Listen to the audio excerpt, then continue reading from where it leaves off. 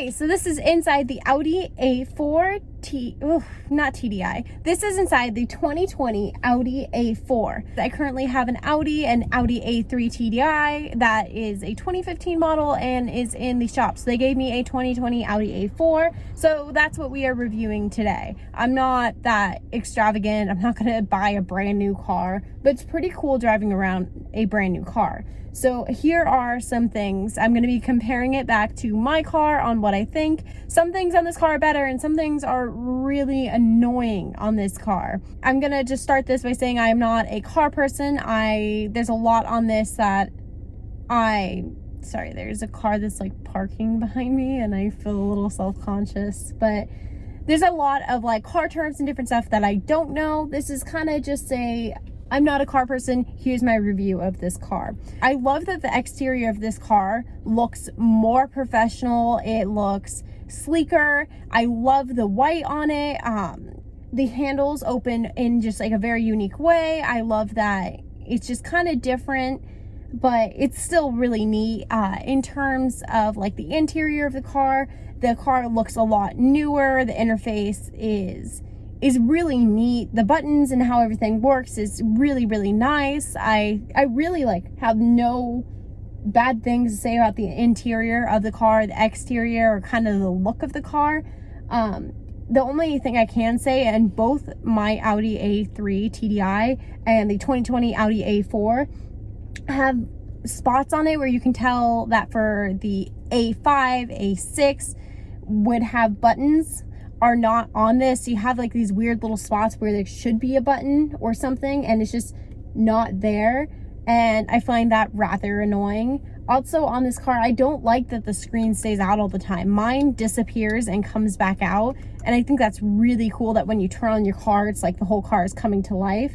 I don't like that this one doesn't do that, because I think it looks better to me when you have the screen that disappears. It just looks like you have an iPad like slapped on the middle of the dashboard, and I'm not a big fan of that. But besides that, I think in terms of overall look, this car is really neat. I love the steering wheel. The steering wheel is much more sporty looking, and behind the dashboard area, it's got a really neat interface and it's really, really interesting to look at. So I really enjoy that aspect of it. The AC system is way more advanced than it is on the 2015 Audi A3. And I really like there's a little button down here, and you can see where there is presets on here, and you can slide your finger over and see what's playing on it. And I think that's really neat too.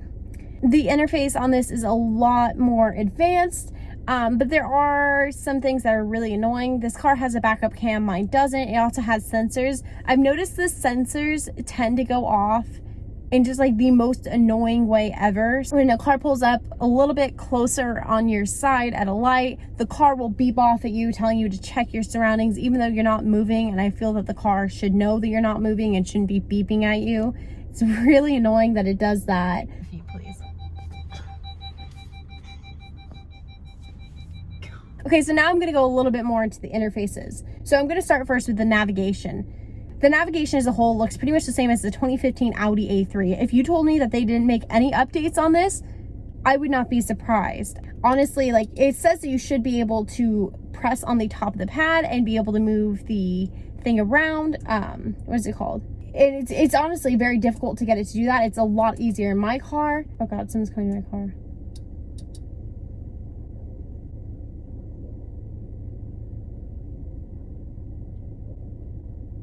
That's awkward. Okay, so the navigation honestly does not look updated, does not look like anything's changed. It works exactly the same on the 2015 Audi A3. When you go back onto the telephone, I couldn't get my telephone to connect because I forgot to do it every single time the car is parked, and the car does not want you to do it if it's in drive mode. So I found that to be rather annoying. I know it's a safety feature, but on mine I can connect and do whatever. I mean, I live in LA. I sit in traffic all the time. Like, there's no reason really to me that when we're going 3 miles per hour on the 10, or it's very stop and go and barely moving, that I shouldn't be able to deal with configuring my device. That's annoying to me. I get why it's there, but it's really annoying. The radio was interface is so much better on the 2020 Audi A4 than the 2015 Audi A3. It's a lot easier to navigate. I like that it gives you a little bit of a preview. I'm not sure if my car does, but I don't believe it does. In terms of the media, again, I couldn't get my phone to connect. I tried it parked actually, and I was really struggling with it. I don't know if this is because it's a loaner car, if there's something built in it where it knows not to do that. But I found that really annoying. And so I can't really tell you anything about that. So that's kind of on the 4 main interfaces on the car. Behind the wheel, you have your standard buttons to go around. I've noticed that though, it's got these cool features to date, time, short-term memory, long-term. You can choose what's on there. It has something called driver's assistance on here. And I have no idea what it does because I've tried turning it on and looking at it at different points when I'm in traffic or what. It looks the same. I don't know what it means. I don't think it really does anything. And if it does, it sucks. So there's that. In terms of the sport mode on this car, I've noticed it's hard to get this car in and out of gears because of the way that the gear shift is designed. And also it's a little confusing to remember to park a certain way. I do like the feel of it, but it is hard to navigate through, and it was very difficult. I tried to get it into sport mode on the freeway and I was having trouble with it. It was like almost going into neutral. That part of it's really annoying to me too. But I do think it looks better. I think it feels better, and I think once you would get used to it, it would be fine. In terms of the actual driving in the car themselves, I've noticed that both the 2015 Audi A3 TDI and the 2020 Audi A4, if you turn off stabilization control, let's see, yeah, stabilization control, the car accelerates so much better. I've noticed that the light will kind of flash on in both cars when you accelerate hard, and it kind of makes the acceleration kind of, it sounds like the car's bogging out or like something's wrong with the car. It almost just kind of goes when it's accelerating, and it's a little weird. It's almost like both cars need an update on the stabilization control because it's more annoying than it is helpful. In my personal opinion, it's something that I feel should be on in weather conditions, but for normal day-to-day driving shouldn't be. And something annoying I've figured out about that is you have, in both cars, you have to turn it off before you start driving every single time. Like if you turn your car off and you turn it back on, the stabilization control goes back on. I honestly prefer to drive without it on. So something cool on this, by the way, would be, God, there's a guy like working right there and it's really awkward.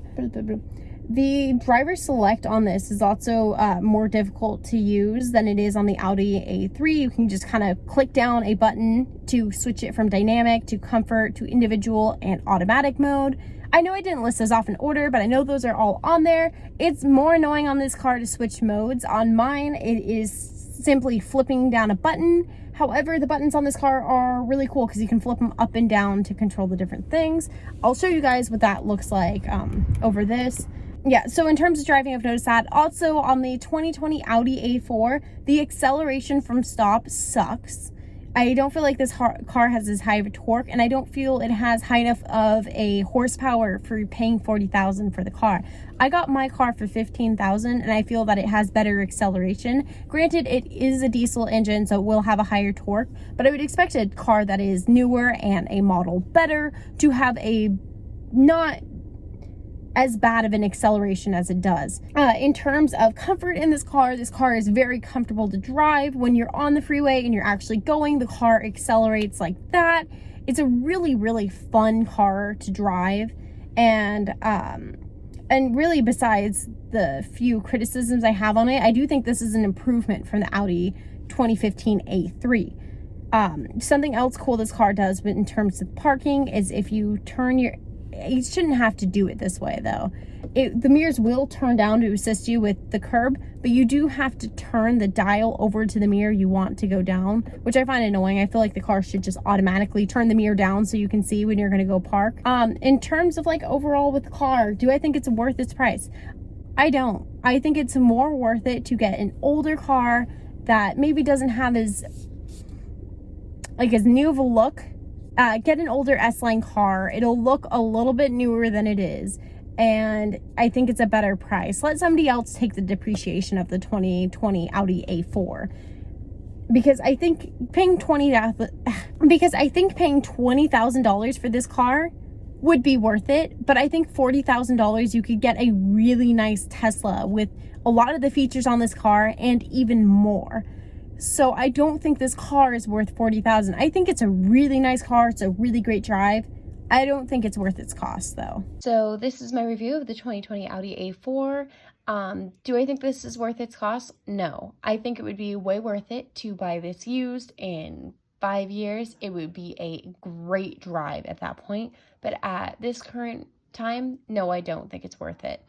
Subscribe for a possible future 2015 Audi A3 TDI review. Comment down below, let me know if you want that or what your thoughts are on the car or just what you want me to do in the future. And don't forget to smash the YouTube algorithm for the like button. And that's all for me, folks. So just don't forget to drive safe and to always